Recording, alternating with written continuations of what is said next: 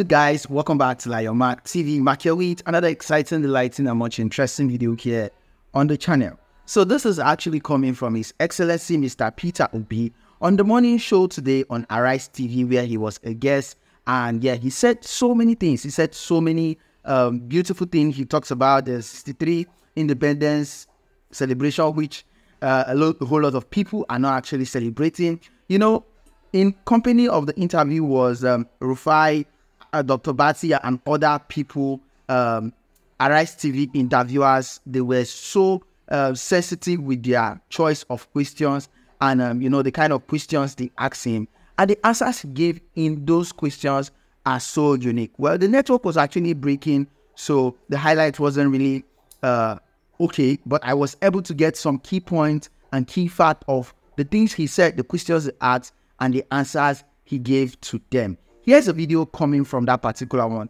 Don't forget to subscribe if you're new here, and also note that the clips shared in this war are just for fair use purpose. We do not own rights to those party members who didn't win the election to move the country forward.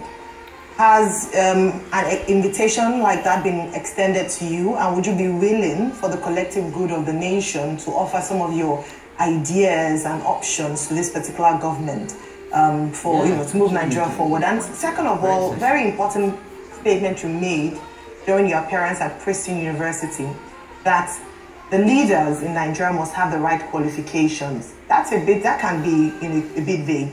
When you say right qualifications, are you saying that they should upgrade the minimum standard for who would become president or governor from being just having a school leaving certificate, or qualifications in terms of bringing experience, what you bring to that office? So just those two questions. Would you be willing to work with this government for the good of this nation, because people are suffering, with your great ideas to work with this government? And second of all, what do you mean by right qualifications for whoever it is that should lead this nation? Okay, let me go again and tell you. We are at a point where we are challenging the process. These are part of what makes a nation. The process through which people come into office or assume or achieve anything is far more fundamental than what they do thereafter. It is important that the people come through the right door and not just jump into through the window and start saying, okay, let's move on, let's clean it up, let's do this and everything. No. So we're challenging the process, and that has to come to a logical end before any other thing. And it has to be something that people will seemingly, that's why I said, we have to begin by doing the right things.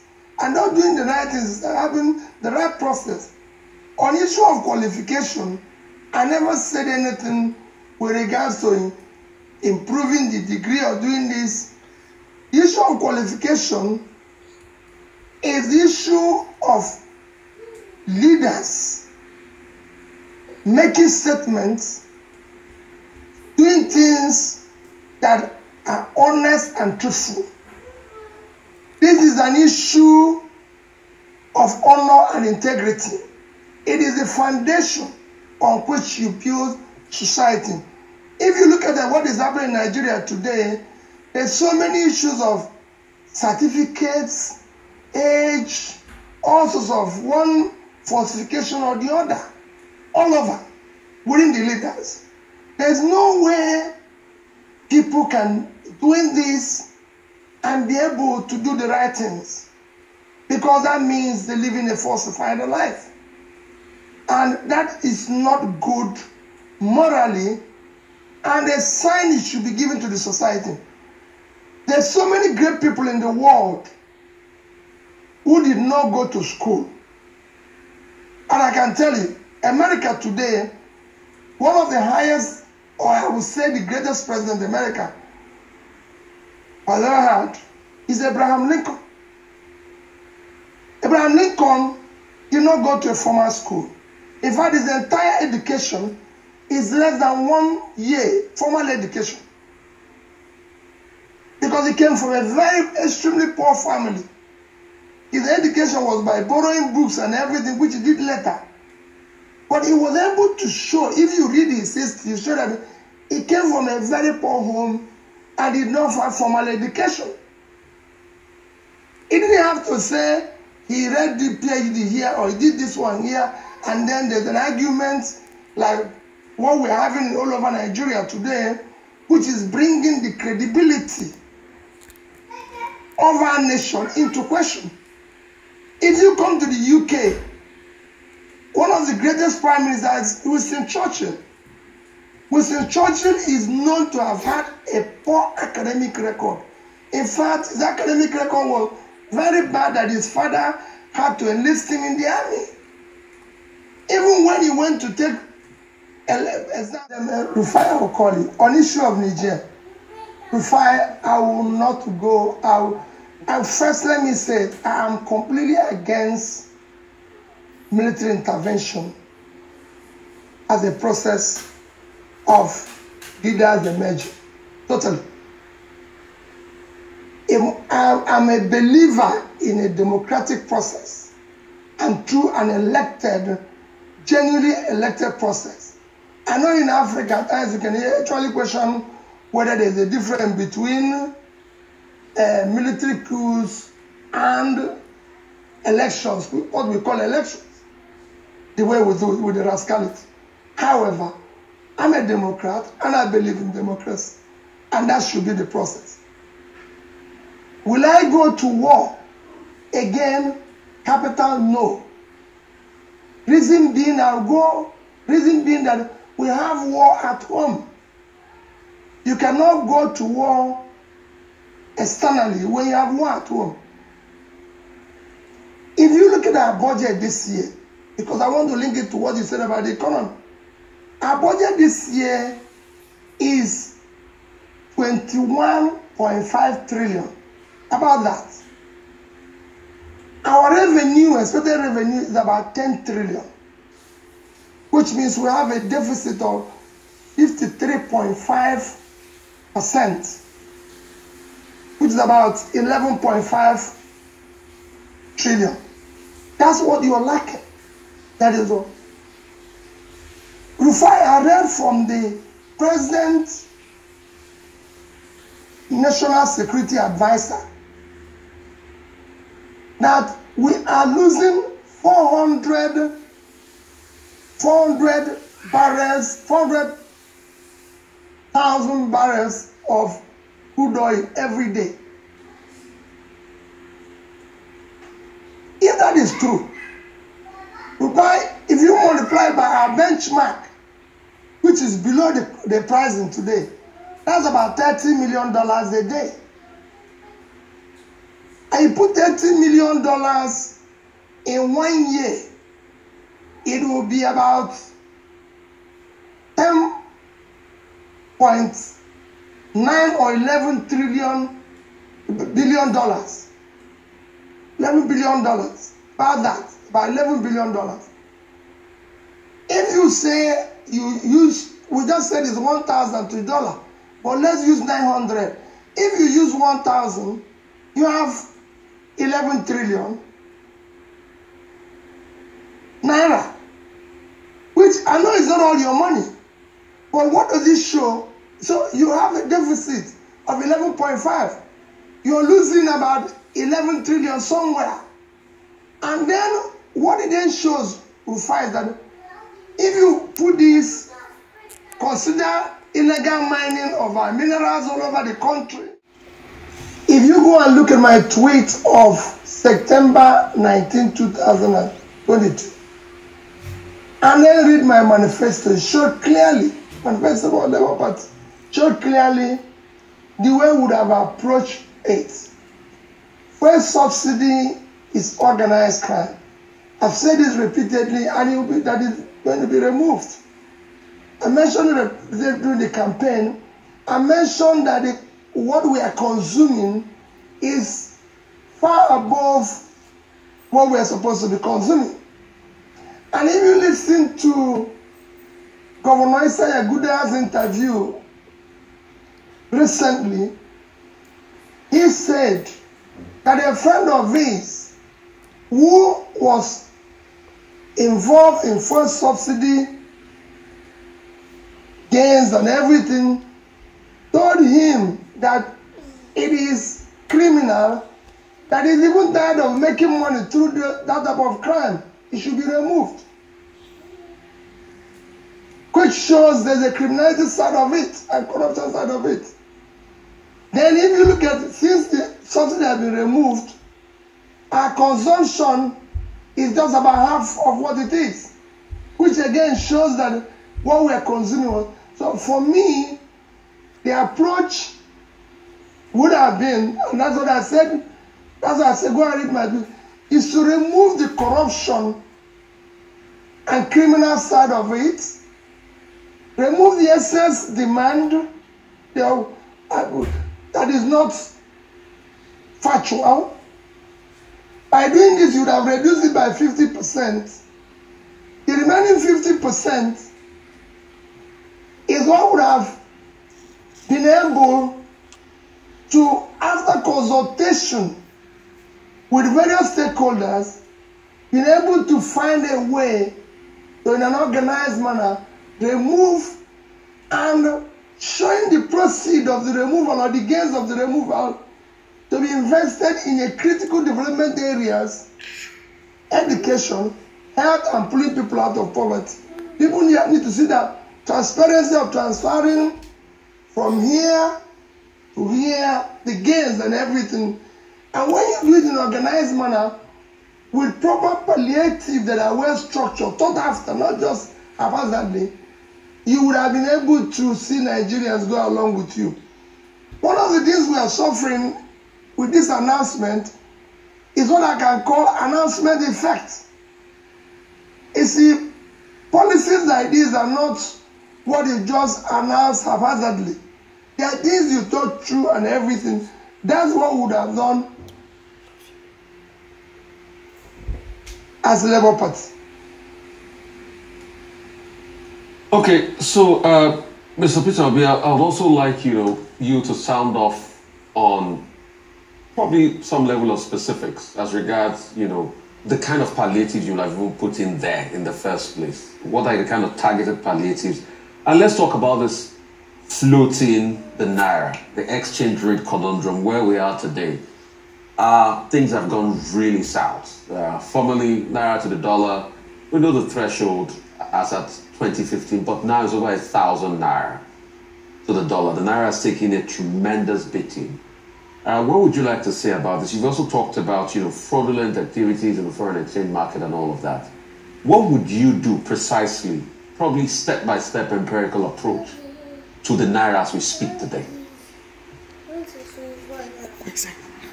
Well, again, my dear friend, Rufai, congrats, I heard you're not a doctor. So you're going to be more difficult on dealing with. So let me tell you, Rufai, first is that you can't float a currency you don't have supply with. It's like building a non-gated house in a criminal-ridden society. You have to have a defense mechanism. Nobody floats in, if I'm right, about 2.9 trillion company, when African GDP is about 2.9. So it's about the same thing as African GDP. The second biggest company is Microsoft, funded by Bill Gates. Bill Gates is a university dropout. It's written there. There's no question. The fourth richest person in the world, Larry Ellison, is a poor person. The mother had to give up for adoption when he was 9 months. All right. So that's so you don't really have to have all the degrees in the world to be great. But you need to be honorable about your past, so we can know who exactly you are and everything. The world are bound by great people who have poor past and no education, and that forms part of their greatness. all right. So the other question I asked you with regards to you working with this government, I said, okay, you said because of the process. Is that what your response to that is? in the interest of Nigerians, to offer some of your suggestions in terms of the way forward? Would you be willing to work with this government? No. Since the You're building a new Nigeria where things will be properly done based on people saying the truth, doing things rightly within the laws and behavior that is required of a modern society. So for me, I feel positive. On other areas, and maybe as we go along, I will clarify what is happening and everything. Thank you. All right, okay. Welcome, Mr. Peter Obi. Now, just to ask you, because this is a big topic currently with regards to the fuel subsidy removal, the attendant effect on Nigerians, the response by organized labor. Yesterday, they met with the federal government and they said they were going on a mother of all strikes starting tomorrow if their demands were not met. I'd like to ask you a question. Look at, nobody flows his currency without having adequate supply. When you don't have adequate supply, there were pressures, there were criminality in our ancient regime. Again, we should have worked on eliminating those criminality and excesses in our foreign exchange regime because there is strong unmet demands. The Naira was under pressure and a bit overvalued. Everybody knew that. So what you would have done is to devalue the currency.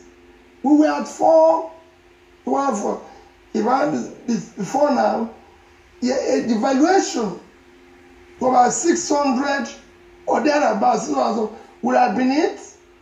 We are trying to manage the supply by making sure that we deal with issues that is what controls your exchange rate. Before it's a simple thing, is your reserve. And what controls your reserve is your export.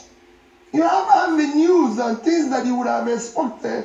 You're supposed to export from your oil to other minerals to everything. Is to encourage those things that will help to start. The Tinubu administration has been taking a number of steps, particularly in terms of palliatives. 5 billion naira to the states to provide palliatives in the states.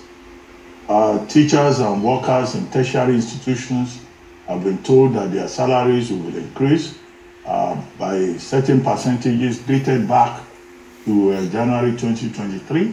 Only yesterday, the president first said 25,000 naira provisional wage increment for 6 months for average low-range workers. But that has been changed, that no worker is low grade.